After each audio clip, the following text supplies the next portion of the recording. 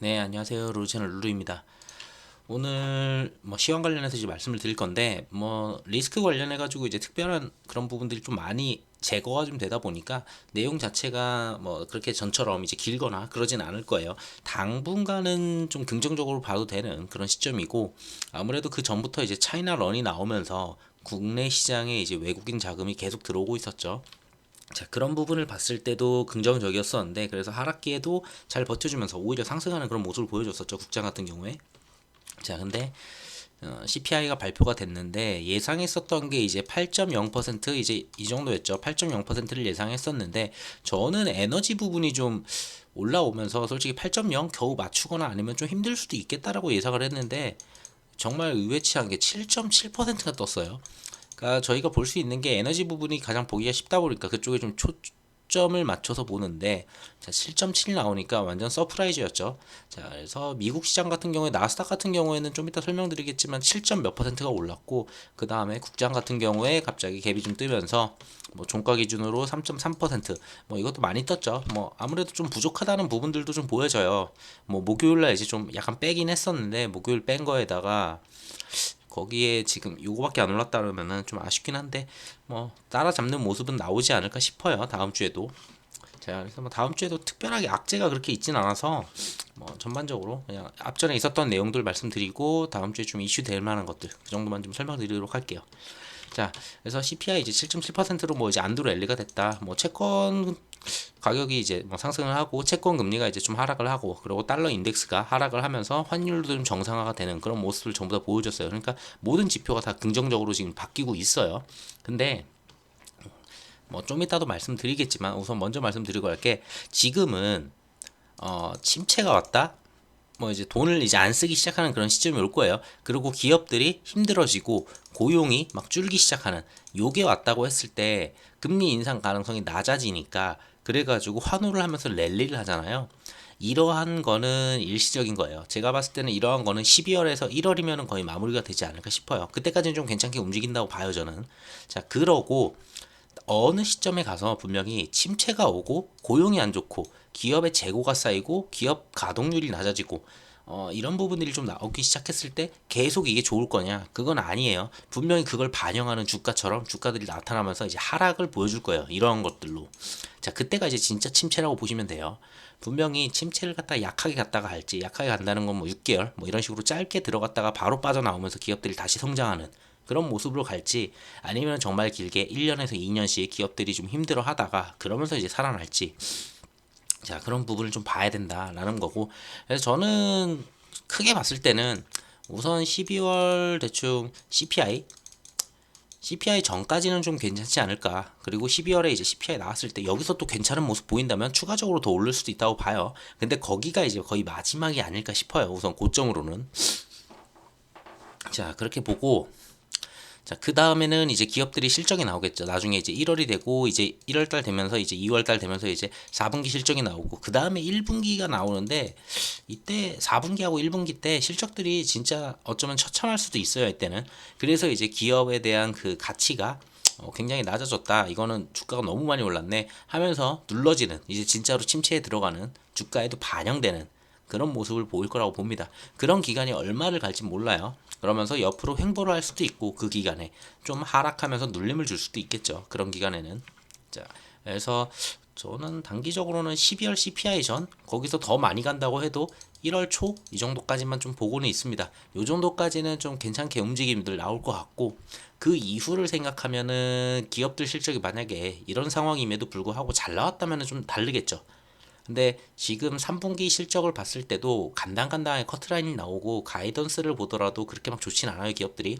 그 얘기는 4분기하고 내년 1분기가 무너질 가능성이 높고, 이거를 지금 반영하지 않는 주가들을 갖다가 달리는 모습은 12월까지는 충분히 나올 수 있다라고 보는데, 자, 얘네들이 이제 반영이 되는, 진짜로 반영이 되는 이런 시점이 오게 된다면은 분명히 주가는 하락세를 보일 거예요. 그래서 요 부분 때는 조금 조심하시는 게 낫다. 그거야 나중에 또 영상 그 근처 가면서 분명 말씀드리겠지만, 자, 그래서 크게는 이렇게 보시면 될 것 같습니다. 한 12월까지는 괜찮게 끌고 가다가 기업들 실적 나오면서 이제 실적이 괜찮은 애들은 더 가겠죠. 그때 이제 더 집중이 될 테니까. 근데 이제 실적이 나쁜 애들이 좀 많이 나타나게 되면서 지수는 다시 좀 바닥으로 좀 빠지는, 그러면서 어느 한 박스 구간을 갖다 만들어내면서 그 구간에서 기업들 실적이 다시 돌아오면서 이제 제대로 다시 랠리를 타는, 자 이렇게 보시면 될 것 같아요. 자 어쨌든 12월까지 뭐 양호할 것 같아서 참 다행이긴 한데, 내용을 좀 볼게요. 우선 CPI. 자 CPI가 개선되면서 뭐 이제 12월 FOMC 이제 50bp 인상 가능성, 뭐 인상 속도를 갖다 조절한다고는 했었죠. 근데 CPI 결과에 따라서 이제 속도가 어떻게 되느냐인데, 저 정도 CPI면은 제가 봤을 때 50bp 가능성이 높고, 정말 긍정적으로 본다면 25bp까지도 가능하다고는 봐요. 근데 25bp가 가능하려면은 어 개인적으로 중간 선거에서 아무래도 공화당이 상하원을 다 먹는다면 어쩌면 25bp가 가능하지 않을까, 이런 생각은 해봤어요. 자, 근데 공화당이 하원에서도 그렇게 강하게 이기지 못했고, 상원도 지금 민주당이 이길 가능성이 조금씩 높아지고 있어요. 그거 좀 이따 설명할 거예요, 그거는. 자, 그러다 보니까 25bp 가능성이 좀 낮아요. 저는 제가 봤을 때. 만약에 공화당이 완전히 싹쓸이 했고 정말 크게 이겼다면은 25bp도 가능하겠다는 생각을 했었는데, 자 이런 부분들이 없어졌기 때문에 25bp는 좀 어렵지 않겠냐라고 생각이 듭니다. 자 그리고 1월달 같은 경우에 이제 FOMC가 이제 없다 보니까 아무래도 그 부분을 고려해서 50bp 가능성이 아무래도 좀 높지 않냐 생각이 들어요. 그래서 50bp를 갖다 반영한 움직임으로 갈 거고, 그렇게 속도 조절이 되고 CPI가 12월에 나오는 게 또 괜찮다 그러면은 더 괜찮게 움직이겠죠. 그러면 2월 달에는 25bp로 가능성이 매우 높게 나오겠죠. 그러면서 25bp 한두 번 더 때리고 마무리되지 않을까 싶습니다. 자 CPI 같은 경우에 에너지를 보게 되면은 제가 걱정했던 게 에너지 부분이었어요. 자 여기부터 보면 될 것 같아요. 10월 소비자 물가 둔화에서는 전월비 기준 이쪽에서 좀 많이 빠졌더라고요. 중고차, 트럭, 그리고 항공운임, 뭐 의류, 이런 곳에서 가격 하락세를 좀 보여줬고요. 이게 이제 주된 요인이었다.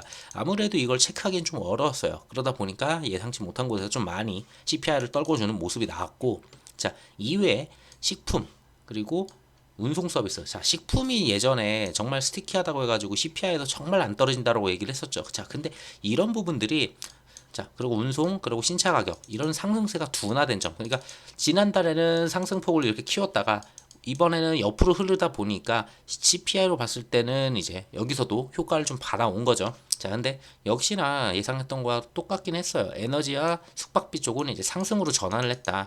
에너지가 안 좋아진 거는 확실히 보였거든요. 그래서 에너지 비중이 워낙 크다 보니까 아무래도 이것 때문에 CPI 8.0 겨우 나오거나 좀 어렵지 않겠냐라고 생각했는데, 그렇지 않고, 자 이런 부분들에서 좀 괜찮게 나오면서 7.7% 보여줬다라고 보여집니다. 자 그리고 이제 외식비, 여가비, 주거비 이런 곳에서도 뭐 이제 상승폭을 확대하는 모습이 나왔고요. 임대료 이런 쪽에서 이게 이제 떨어져야 되지 않을까 싶어요. 그 다음에는 임대료나 그 렌탈료죠. 그 렌탈료나 아니면 주거 비용 이런 쪽, 그 주택 쪽으로 해가지고 지금 오름폭을 갖다가 이제 좀 줄이면서 비슷하게, 안 예전에도 식품 같은 경우에는 굉장히 스티키했었는데, 자 둔화된 점, 자 이런 식으로, 자 주택 쪽도 다음 달에 만약에 둔화되는 모습을 갖다가 보여준다 이러면은 좀 다음 달도 좀 괜찮은 CPI 한번 기대해 볼 수 있을 것 같습니다. 자 그래서 CPI 내용은 이 정도다 이렇게 보시면 될 것 같고요. 자 그래서 지난번 FOMC 때 얘기했었던 게 최종 금리를 갖다가 올린다고 했었는데, 최종 금리가 정확히 얼마인지는 뭐 안 알려줬었어요 그때. 그래서 막 여기저기서 나왔었는데, 자 뭐 어디서 얘기했는지는 모르겠지만 어쨌든 최종 금리 5.25%다. 그 전에 최종 금리가 4.6%였어요. 자 근데 지금 4%죠 이미.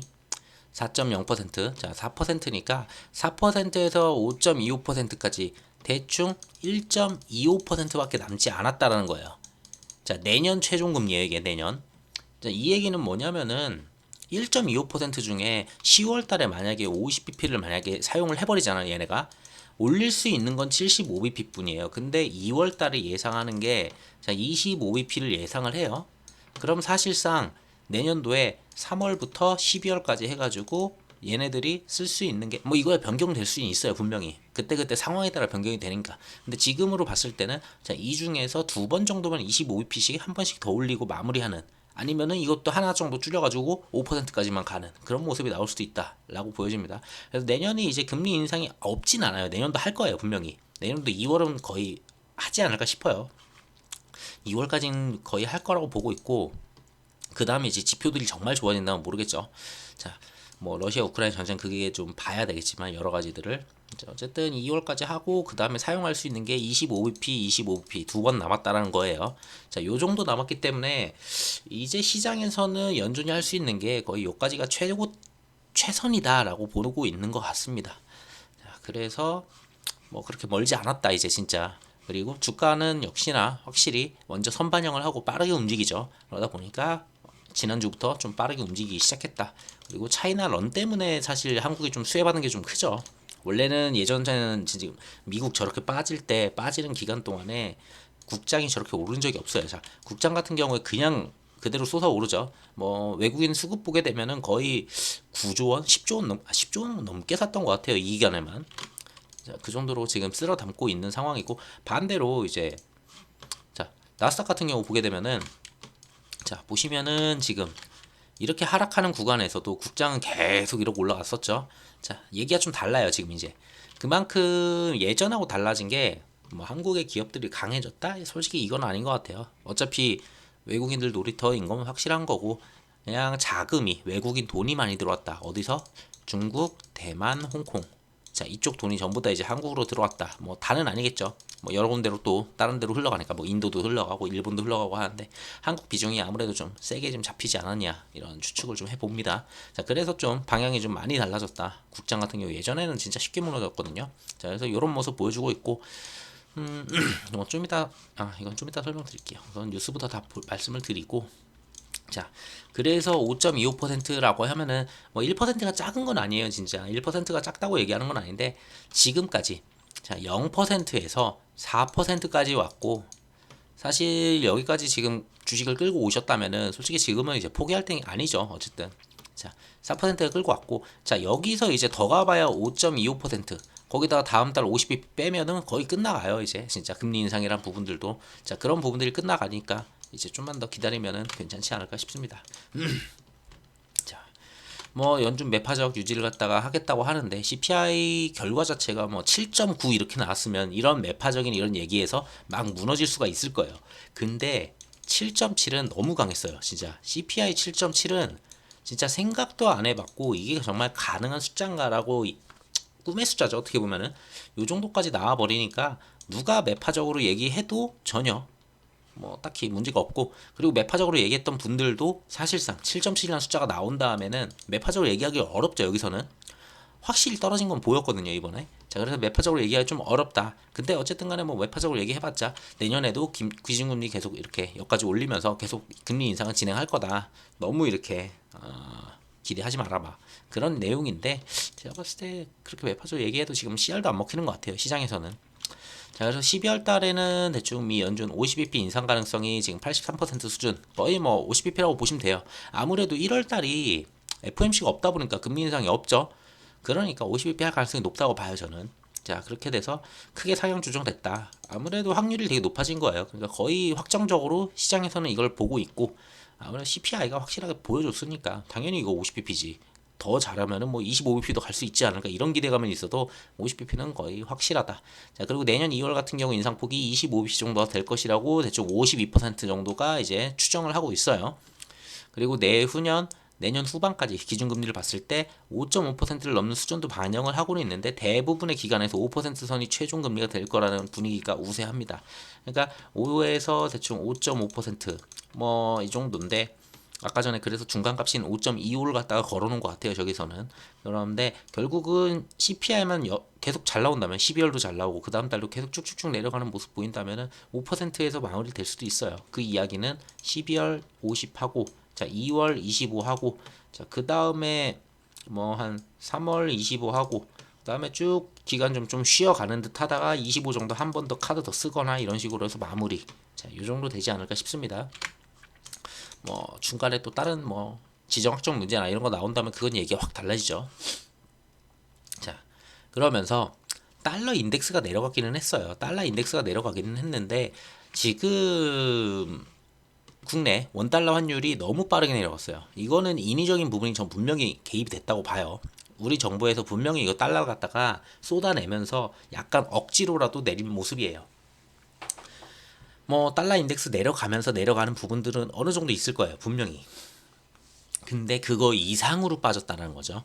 그만큼 원화 가치가 강해졌다? 그렇게 보기에는 지금 뭔가 그렇게 큰 변화가 있는 건 아니거든요. 자, 그러다 보니까 이거 하락은 어느 정도 국내에서 개입이 좀 됐다라고 저는 보고는 있습니다. 자, 그랬는지, 자, 미국이 이제 한국을 갖다가 환율 관찰 대상국으로 또 지정을 해요. 10일 날. 자, 10일 날 왜 지정을 했냐? 보면은 저렇게까지 내리면은 저거는 누가 봐도 개입한 거예요. 개입 안 할 수가 없어요. 안 하고 그냥 냅뒀으면은 저 정도까지 안 빠져요. 자, 그래가지고 환율 관찰 대상국 지정을 뭐 이게 그렇게 막 나쁜 거는 없는 것 같아요. 뭐 여러 군데 있어요. 뭐 한국과 중국, 일본, 뭐 독일, 말레이시아, 뭐 일본도 지금 막 달러 부으면서 엔화 지금 버텨주잖아요. 어떻게든 살리기 위해서 자기네 망하지 않으려고. 그런 부분들인데 남들 하는 거 똑같이 하는 거니까 뭐 그냥 관찰 대상국 됐다. 그냥 이런 거죠. 자, 그렇게 보시면 될 것 같고, 자, 그러면서 무리한 환율 방어는 안 한다고 했는데 제가 봤을 때는 했다라고 봐요. 그리고 외환 보유액은 뭐 GDP의 25%로 충분하다라고 하는데 뭐 이거는 최악으로 가지 않는다면 이걸로 충분하겠죠. 진짜 말도 안 되게 진짜 여기서 막 지정학적 리스크 또 일어나고 막 또 터지고 또 터지면은 솔직히 이걸로 불가능하죠. 그러니까 지금까지 역사상으로 이 정도면 충분히 방어를 해왔다라고 얘기를 하는 것 같아요. 자, 근데 제가 봤을 때는 이번에 좀 달러를 많이 부으면서 좀 많이 내린 모습이 들어요. 왜? 금통위가 이번에 금통위가 있죠. 자, 50bp를 하려고 했어요. 사실상 원래 거의 50bp가 확정이었어요. 근데 정부에서 이번에는 25bp를 솔직히 하고 싶어 해요. 자, 내부적으로 한국 같은 경우는 가계부채가 매우 높죠. 가계부채가 매우 높아요. 그러다 보니까 이 금리가 올라갈 때마다 정말 정부에서 그거 뭐 터지기 직전에 있는 걸 막아줘야 되는 그 비용도 많이 들어요. 그러니까 환율 때문에 이걸 갖다 50bp 해야 되는 거였었는데 딱 눈치를 보니까 자, CPI 잘 나왔다. 그 다음에 다음에 이제 50bp 정도로 이제 금리 인상 속도도 이제 내린다는 썰도 있고, 자, 인플레도 좀 잡혀간다는 그런 얘기들 좀 미국에서 살짝 나왔죠. 자, 그걸 이제 대변을 하면서 자, 이제 조금씩 잡혀가고 있고요. 그러면서 우리도 25bp면 충분할 것 같아요. 라고 하고 싶은데 환율이 높다는 거죠. 그래서 환율을 금통위 전에 지금 매우 눌렀다라고 좀 보여져요. 억지로 눌러놨고, 자, 환율도 이 정도면은 충분히 하기 때문에 25bp만 하겠습니다. 이게 조건이 다 부합하잖아요. 25bp 하는데. 자, 환율 괜찮고, 인플레 좀 잡히는 거 막 미국에서 신호 들리고, 금리 인상 속도 지금 막 어떻게 한다고 하고, 미국 CPI 괜찮아졌고, 자, 그러면은 금통위에서 25bp 할 만한 그 근거가 된다라고 말씀드릴 수 있어요. 자, 그래서 요런 부분들 있다. 그 왜 우리는 그래야 되냐면은 솔직히 가계부채가 너무 커요. 이거 부동산에 타격 주는 그런 부분들이 너무 크다 보니까 지금 여기서 50bp를 때리기에는 힘든 거죠. 근데 그 25bp를 때릴 만한 그 조건을 만들어 주기 위해서 환율을 좀 건드렸다라고 저는 보고 있어요. 자, 어쨌든 25bp만 해도 뭐 한미 간 금리 차가 있기는 한데 뭐 어떻게든 잘 버텨지겠죠. 다음 달이 지금 금통위가 없다 보니까 다음 달에 또 이제 미국이 50bp 올리면은 솔직히 한미 간 금리 차가 좀 많이 나요. 그래서 1월 달에 또 한 25bp는 올려야 될 것 같은데 그것만 좀 지나가면은 다 마무리되지 않을까 싶긴 합니다. 자, 어쨌든 환율은 금통이 지나고 나면 다시 또 반등할 가능성이 저는 있다고 봐요. 그래서 금통에서 지금 억지로 잡아놓고 있으니까 이게 환율이 저런 거고, 그 다음에 걔네들이 안 잡아주면은 25bp 때리고 안 잡아주면 다시 반등할 가능성이 있다라고 봅니다. 뭐 그렇게까지 뭐 근데 환율 올라도 지금 달러 인덱스 자체가 빠졌기 때문에 뭐 그렇게까지 오르는 그런 수준은 보여주지 않을 것 같습니다. 뭐 일정 부분 올라가는 모습 보이겠죠. 다른 데 빠지더라도 우리가 안 빠지는 뭐 이런 모습이라는 거야. 자, 그리고 이제 중간 선거 얘기를 해야 되는데 중간 선거에서 뭐 사람마다 내용은 조금씩 달라요. 자, 공화당이 지금 여기에 이제 상원과 하원이 있어요. 근데 지금 원래 상원을 민주당이 먹었고 하원도 민주당이 먹었고 백악관도 지금 바이든 민주당이 먹었죠. 싹 다 민주당이에요.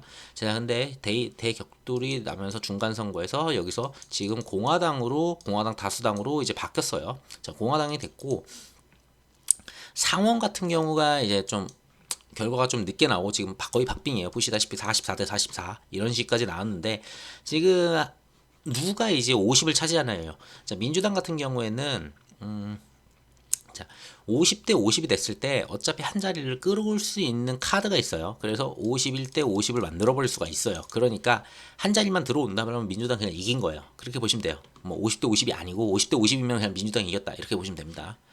자, 그래서 상원 같은 경우 만약에 민주당에서 이게 공화당으로 간다라고 했으면은 솔직히 공화당이면 양원을 다 먹는 거거든요. 양원을 다 먹었을 때 저는 생각했던 게 주식에는 매우 긍정적이라고 봐요. 아무래도 공화당은 기업 쪽에서 생각해 주는 것도 많고 ESG나 막 그런 친환경 이런 거는 되게 싫어하거든요. 그냥 기업이 돈을 잘 벌면 되지 막 이런 쪽이다 보니까 아무래도 기업을 밀어주는 게 크고 그러면 테크주들이 더 빠르게 올라갈 수 있고 힘 좀 받고 금리 인상도 이렇게 세게 하면 안 된다라고 막 이제 어필을 세게 할 수 있었을 것 같은데 양원까지 다 먹었으면은 그러면서 이제 바이든도 공격했겠죠.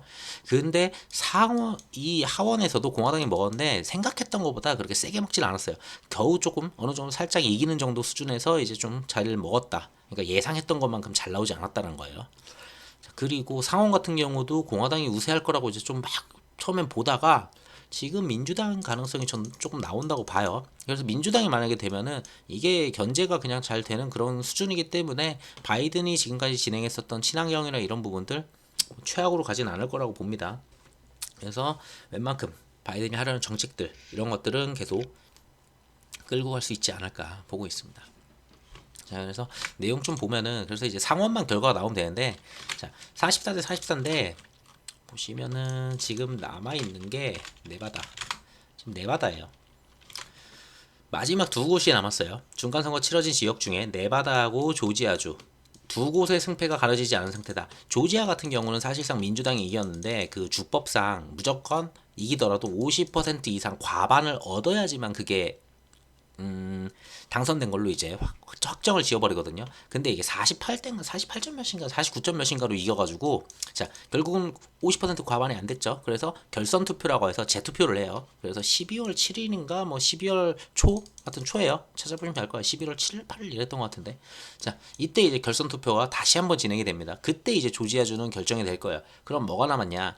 네바다 하나 남았잖아요. 결국 민주당이 50이라는 숫자만 가져오게 되면 게임 끝났다고 했죠. 근데 조지아가 민주당이 이겼어요, 살짝. 그러다 보니까 조지아가 다시 해도 민주당이 이길 가능성이 조금 높기는 해요. 그러니까 확률이 좀 더 높다. 조지아 가져올 가능성은 다시 하더라도. 근데 이건 어쨌든 12월 돼야지 않은 거잖아. 그러면은 네바다를 이번에 가져온다면은 민주당이 50석이 되죠. 그러면 완전히 민주당이 상원은 가져왔다라고 보여지는 거예요. 그러면 이제 네바다가 지금 어떤 상태냐라고 봐야 되는데 지금 현재 시간으로 봤을 때 95% 개표가 끝났어요. 95% 개표가 끝났고 자 득표율을 보면은 지금 넘었네요. 아까도 제가 1시간 전인가 2시간 전 봤을 때 아니었었는데 네, 민주당이 지금 원래 약간 뒤쳐져 있었거든요. 근데 지금 5% 개표를 남겨놓고서 지금 민주당이 따라 붙는 모습이었는데 결국은 민주당이 앞서기 시작하는 것 같아요. 그죠? 지금 제가 잘못 본 게 아니죠. 네. 아까 이 뉴스 볼 때만 해도 그랬었는데 내바다 내바다 내바다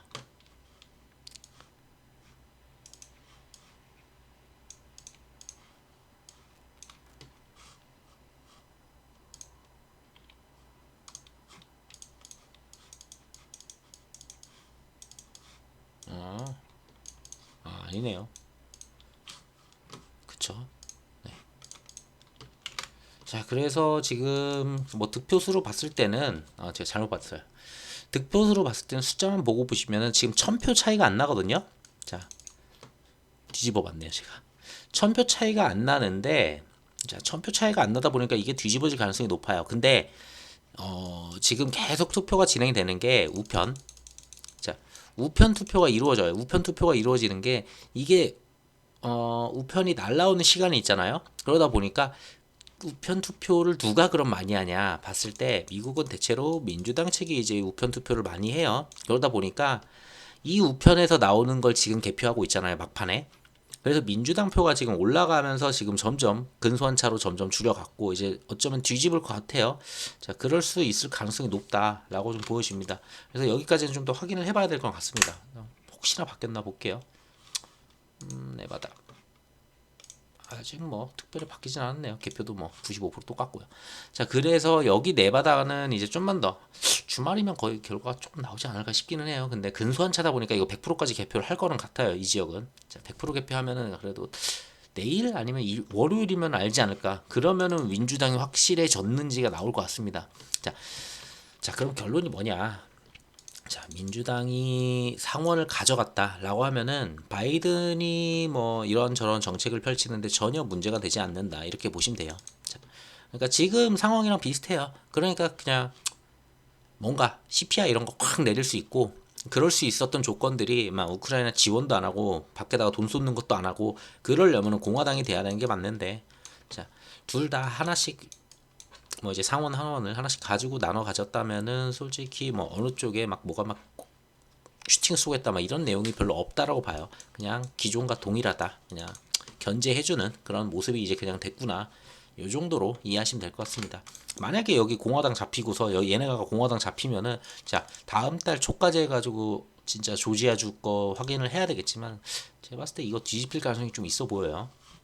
민주당으로 갑자기 뒤집혀가지고 좀 더 봐야 될 것 같습니다. 자 그건 그렇고 그래서 저 중간 선거도 그렇게 크게 이슈가 될 만한 게 없더라고요. 공화당이 싹쓸이를 해버리고 막 그랬으면 약간 좀 내용이 좀 생기겠다 싶은데 뭐 이도저도 아닌 저런 식이면은 뭐 그렇게 크게 지수의 방향을 움직일 만한 그런 건 없어 보입니다. 자 그리고 지금 G20이 지금 진행 중이죠. 러시아 같은 경우에는 푸틴 불참석을 하고 외무장관을 갖다 파견하기로 했어요. 그래서 이제 푸틴 불참석하는데 젤렌스키 같은 경우에도 역시나 불참석인데 자 화상으로 이제 참여를 한다고 합니다. 자 그리고 시진핑 같은 경우에는 지금 바이든, 마크롱 이렇게 양자회담을 갖다 진행을 한다고 해요. 자 바이든과 마크롱을 왜 만나냐? 시진핑이 마크롱 딱 끼면은 이미 우크라이나가 떠오르죠. 자 우크라이나 전쟁 이런 부분들 바이든이 뭐 상원에서 이긴다 하더라도 한번 뱉은 말이 있어요. 우크라이나에게 중재, 우러간 중재 지금 하려고 해요. 근데 이걸 갖다가 그렇게 얘기를 쫙 했는데 갑자기 여기 전쟁이 조금 애매하네. 전쟁 좀 더 끌어볼까 이러면서 이렇게 갑자기 뒤집기는 어려워 보여요. 중재하는 그런 모습들이 여기서 나오는지 그거 하나 보시면 될 것 같아요. 만약에 바이든, 뭐 시진핑, 마크롱 전부 다 이거 러시아하고 이거 얘네들 화해시켜야 된다. 자 그만하게 해야 된다. 이런 부분들 좀 나오면은 좀 괜찮겠죠. 시장이 더. 자, 그 정도 보시면 될 것 같고요. 자, 그리고 에너지 쪽은 아무래도 이제 빈살만이 이제 뭔가를 이렇게 감산을 했었던 부분들, 그런 부분들을 좀 다시 증산을 해주거나 이래야 되는데, 자, 바이든 삐졌죠. 지난번에 감산하고서 이거 좀 한 달 딜레이 좀 해달라고 했더니 안 해주고, 그냥 감산 빡 때리고 그냥 200만 배럴이었었나요, 그때? 그래 버리니까 지금 바이든 확실히 삐져가지고, 자, 회동 안 해요. 자, 빈살만 안 만난다고 합니다. 자, 그리고 한국 같은 경우에는 한일, 한미, 그리고 한미일 연쇄정남 정상회담 계속 있고 한일 같은 경우에 나올 만한 내용은 그렇게 많지는 않아요. 그냥 한일과 교류 이런 부분들이 나올 거지. 자, 그 배상금 이런 거에 관련해 가지고는 크게 이슈가 되진 않을 것 같습니다. 이번에도 느낌이 그래요. 그냥 그거 얘기하면은 지금 당장은 좋을 일이 없죠. 왜냐면은 가시다 같은 경우에도 지금 딱히 얘도 지금 지지율이 좀 그래가지고 괜히 그런 얘기 꺼내내니 그냥 관계 개선 이런 쪽으로 한 발씩 그냥 조금 더 가까워졌다. 뭐 교류하자 뭐 이 정도 나오지 않을까 싶고 한미 같은 경우에는 보셔야 될 게 IRA 얼만큼 이제 좀 바이든 힘으로 좀 바꿔줄 수 있느냐. 당장 이게 뭐 취소되거나 이럴 수는 없어요. 그냥 수정안이 좀 가능한가 이런 부분들. 자 근데 바이든이 상원을 가져간다 그랬을 때는 제가 봤을 때 IRA 수정 그렇게 쉽지 않아 보여요. 만약에 이게 공화당이 싹쓸이가 되고 이러면은 자 기업들을 훼손하 기업의 이익을 훼손하고 이런 거는 공화당이 안 좋아하죠. 자 그렇지만 뭐 공화당도 사실상 미국 우선주의는 맞아요. 걔네도 미국 애들이 전부 다 미국 우선주의다 보니까 자 어쨌든 그래도 그나마 공화당이 됐으면 IRA 좀 수정되지 않을까 싶은데 뭐 그냥 지금처럼 가지 않을까 딜레이 조금씩 끌면서 뭐 수정이 과연 될까는 이건 지켜봐야 되겠습니다. 자 그리고 한미일 같은 경우는 뭐 얘기 나올 수 있는 게 북한이죠. 북한 얘기 북한 북핵 같은 경우에 이거 어떻게 얘네들 잡을 건지 어떻게 제재를 할 건지 뭐 요 정도 내용들 좀 있지 않을까. 아니면은 여기서 또 나올 수 있는 게 치포 동맹이 있었죠 예전에 그 반도체 쪽. 아무래도 반도체 지금 뭐 TSMC 뭐 일본 얘기도 좀 나오기 시작했었는데 자 그런 부분들 때문에 여기서 자 반도체 쪽 이야기가 나올 수 있고 그리고 얘네 같은 경우에는 파나소닉 있잖아요. 그래가지고 얘네도 지금 배터리 좀 만들죠. 일본도. 자 반도체하고 제가 봤을 때는 배터리밖에 나올 얘기가 없어요 여기서도. 자 그래서 요 정도 좀 동맹들 이런 동맹들 나올 거고 북핵 얘기 요 정도 나오지 않을까 싶어요 전체적으로. 그래서 크게 뭐 이슈가 될 만한 게 없어요. 뭐 IRA 수정이 되든 안 되든 이미 우리 이거는 시장에 좀 반영이 돼 있는 거고 IRA로. 자 그러고 반도체도 요즘 반등 좋죠. 아무래도 반도체는 내년인데 저는 내년 상반기에서 여름이면은 반도체가 좀 돌아올 거라고 봐요. 1월 달에 그거 있잖아요. 인텔 그걸 무슨 사파이어인데 인텔에서 나오는 그 CPU 그게 나오면은 DDR5를 갖다가 사용할 수 있어요. DDR5를 만들 수 있는 걸 이미 삼성이나 그 외의 모든 업체들이 저보다 다 이미 다 가동 준비를 해놨는데, 자 그거를 갖다가 돌릴 수 있는 CPI를 이제 인텔에서 만들어 줘야 되는데, 자 레피즈 사파이어였나, 이름 뭐였더라? 자 찾아보면 있을 거예요. 인텔 1월이라고 치면 나와요. 자 그게 있었는데 그거 이제 딜레이가 계속 됐거든요. 뭐 작년에 나온다, 뭐 올해 상반기 나온다, 그랬다 올 중반 나온다 했다가 올 연말 나온다 했다가 그것도 안 나오고 막 내년 1월 이제 드디어 날짜까지 나왔어요. 1월 10일로 나온 것 같아요, 제 기억에. 자 이렇게 날짜까지 나왔으니까 그게 나오게 되면 이제 DDR5 좀 돌고, 아무래도 지금 DDR 가격 자체가 굉장히 하락을 하고 있죠. 이게 수요 때문이 아니고 사실상 DDR5를 갖다가 이미 준비하고 있어요. 기업들은 서버나 이런 걸 전부 다 DDR5로 가려고 준비를 하다 보니까 DDR4에 대한 수요가 없는 거예요. 왜? 지금 DDR4 지금 굳이 이걸 깔아봤자 어차피 다시 재투자인데 DDR5 가려면은 그냥 기다리는 거예요. 그러다 보니까 수요 자체가 주니까 당연히 가격은 하락하는 거고, 그래서 반도체가 확 돌아서려면은 얘네께 나와야 된다. 그래서 제가 보는 거는 1월부터 반도체들 좀 많이 움직일 거예요. 근데 선반영으로 지금 슬슬 움직이는 모습이 보여요. 반도체들 수급 되게 좋아요. 지금 보시면은 아실 거예요. 자 그래서 반도체도 이제 슬슬 보시면서 하나씩 채워 놓으시는 게 전 좋다고 봅니다. 반도체 뭐 진짜 시장이 반등하고 그게 정말 재무제표상 실적으로 찍히려면 2분기 정도 돼야 된다고 봐요. 근데 주식은 자 1월에 이미 CPU를 갖다가 생산을 해, 그럼 그 전부터 이미 달리기 때문에 어쩌면 지금이 맞죠. 반도체 시점은.